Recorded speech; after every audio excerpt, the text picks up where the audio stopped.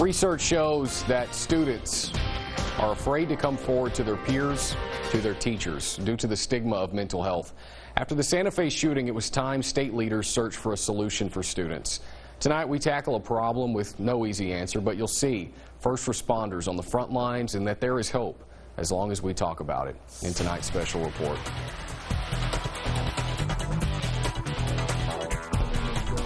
This is the reason I got into police work 37 years ago, is to do exactly what I do every day. For Austin ISD officer Wayne Sneed, his regular role, day in and day out, is quite robust. We got a parent, possibly a parent with children on campus at Mendez Middle School who is threatening to cut her wrist. 1195, do we need to place the school in lockout or hold? They'll do it on a lockout because since she's got a weapon, she's outside the school. They just want to make sure that no students get endangered by her actions.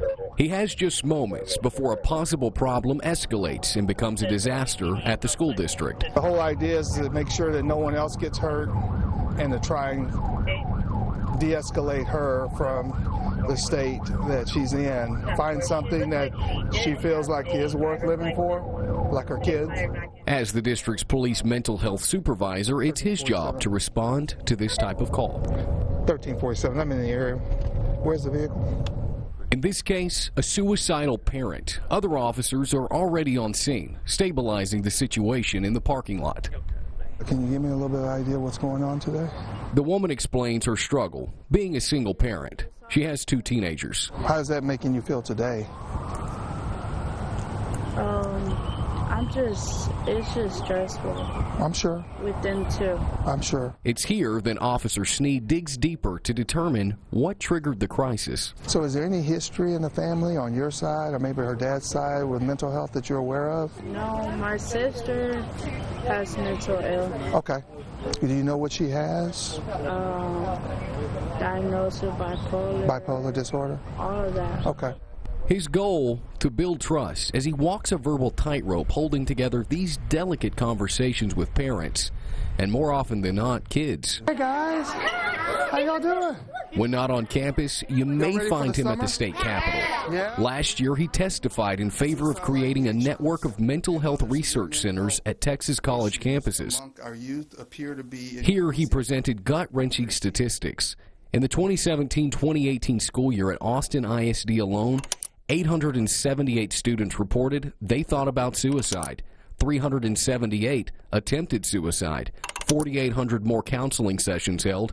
6 students ended their own lives. Our youngest we lost was 9, and very devastating.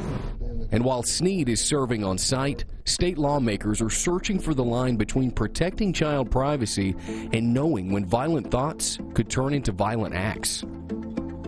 A touchy issue for some parents who spoke at the Capitol.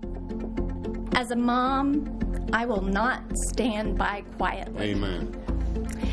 And while elected officials on both sides of the aisle work to destroy my state and my nation, and especially my children, I will not be quiet.